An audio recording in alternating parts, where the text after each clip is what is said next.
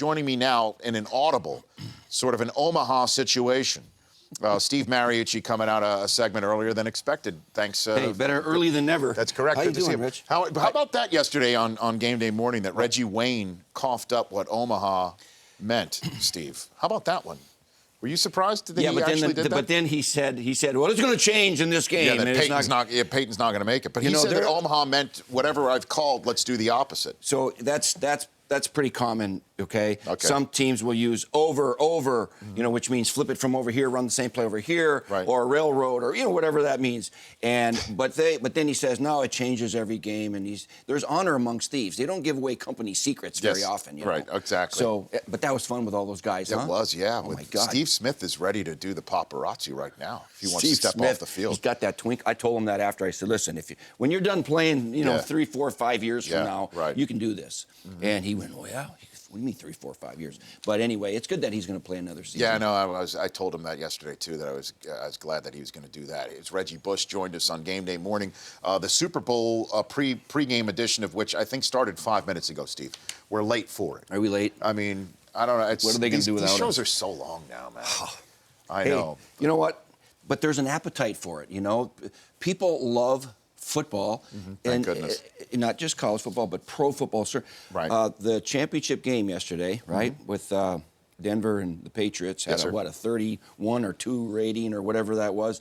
That's the highest rating for a championship game since Elway's drive. It's unbelievable, and it almost was the first playoff game, AFC Championship game, to go into overtime since that very game. That was the last AFC Championship game to go into overtime. And 844-204-RICH, the phone lines have been lit. I'm going to take some phone calls with you, Steve Mariucci, while we're having this conversation. But I do want to start with that AFC Championship game. Do you think Belichick should have been kicking field goals in the fourth quarter as opposed to going for it down 8, to just start chipping away? I mean, my sons were texting me, kick the field goal. Why didn't he do that, Dad? Right. Belichick has gone for fourth downs inside the 50, more than anybody. Sometimes inside his own 30. Yeah. As we know against Peyton Manning at one point, too. Yeah. Right. Well, yeah. So he's the fourth down coach, okay? Yes. And by numbers, he feels instead of trying a long field goal or a field goal, let's go for it because I got a great quarterback. We will make most of these fourth downs. And you know what? Really, what I told my kids when they were texting me, I said, guys, you know what?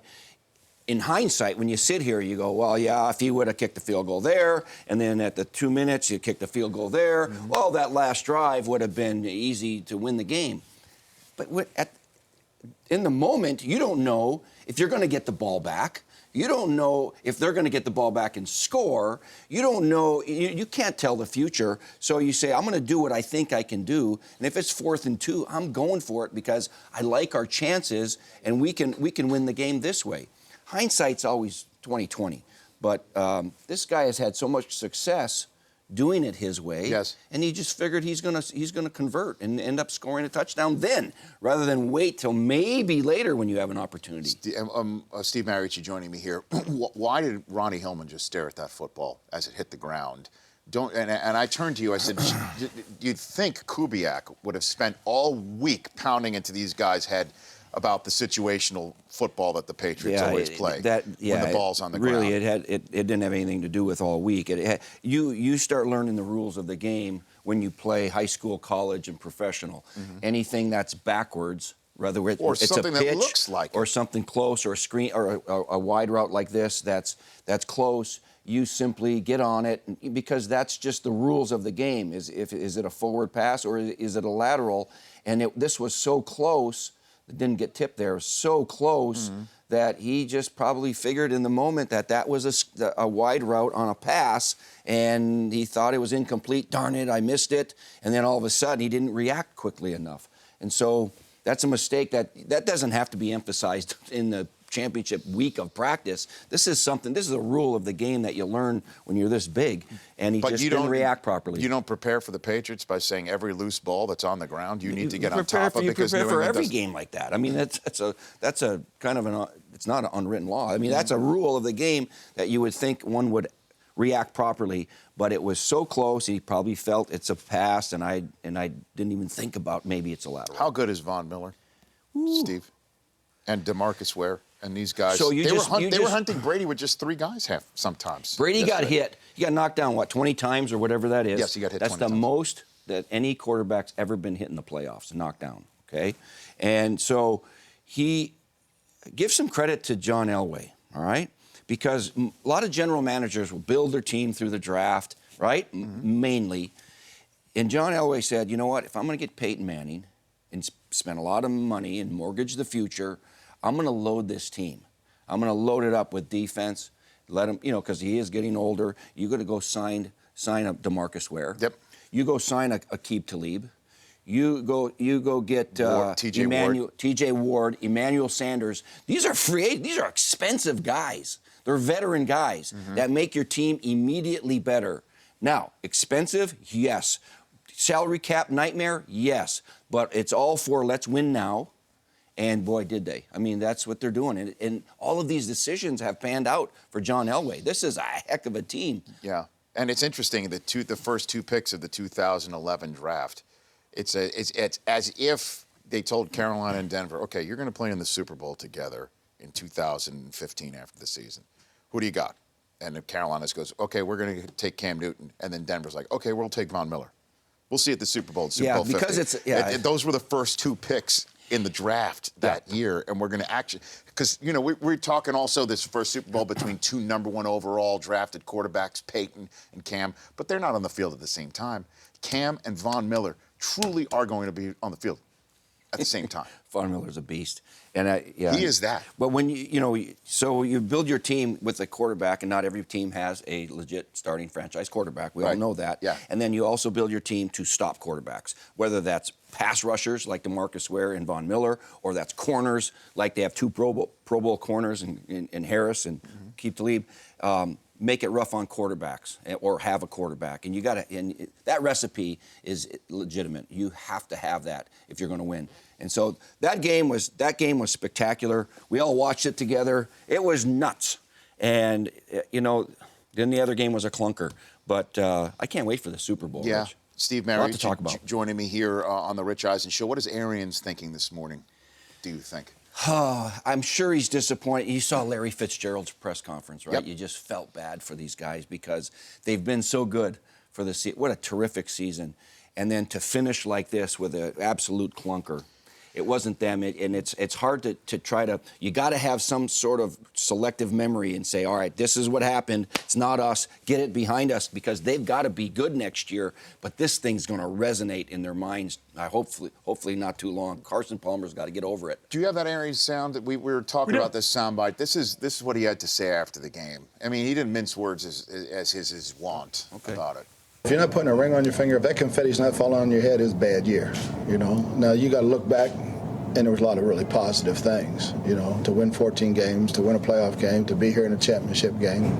Those are all positive things, but we're not about that. We're about winning the championship, and we didn't play near well enough, especially our best players. Especially our best players. What happened to Carson Palmer yesterday, Steve? What in the world happened? Yeah, he picked a bad time to have a bad game this year, and then Larry Fitzgerald dropped passes. He dropped a few, but Carson kept on throwing. And then Patrick Peterson fumbled. I mean, there's just name it. Now that Patrick Peterson fumble, it was 17-7. Carolina had just gotten Arizona's defense had just gotten Cam Newton off the field. That was a huge turnover, no doubt about it. But Carson Palmer, the way he was throwing it around, at one point, Troy Aikman said, he doesn't mince any words either. He goes, I don't know what he was looking at. Yeah. This is what he said to Joe later Barton. in the game, because he fumbled a at? couple times early, and then the interceptions started to pile up when the score got away from him. He started taking some chances that, that's what happens when you're kind of getting in desperation mode. But I think Bruce Arians was. Sometimes when you have a press conference, you're not just talking to the media, you're talking to your team.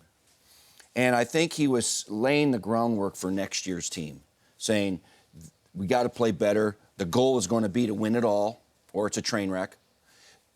I'm counting on our leaders to do this. I'm counting on our best players. They have to be great.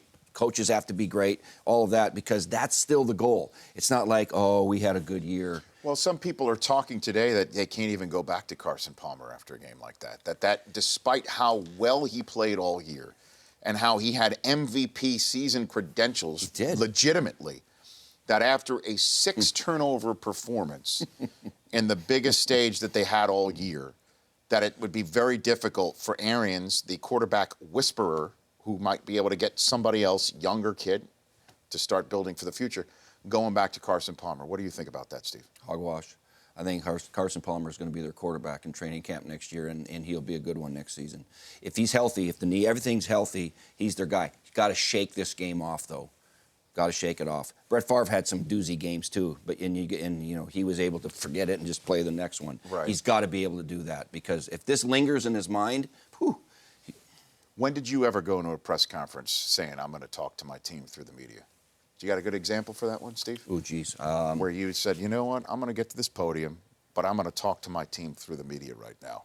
And I'm going to do it this way. And you walk up, I'm tap dancing right now for you to go through your mental Rolodex right now.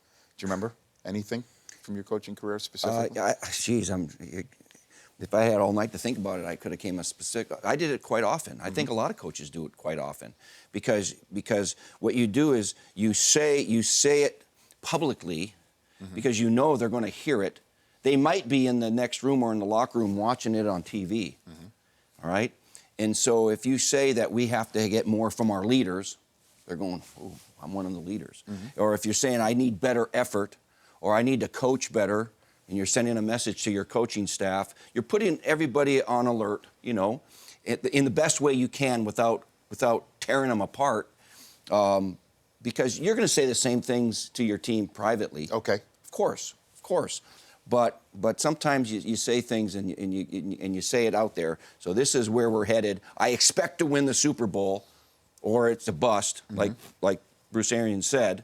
And then that's the message, and they get it. It's written in the newspaper. It's on the internet. That's what it is. I get it. 844-204-RICH. When we come back, we're going to take some phone calls for Steve Mariucci. You ready to take some calls from our listeners and viewers here on the Rich Eisen Show? Let's take some calls. In the meantime, just have a nice sip from the Rich Eisen Show mug. Who's been sucking on this glass? I don't know. Me? I think it's been washed. But I use the word Del Tufo. think for a reason. Smells like a Del Tufo. Is that what it? Uh-oh. Is there vino in here? I was about to say, does it smell like something from Montepulciano in there? We're back with more here on the Rich Eisen Show with Steve Mariucci in a moment.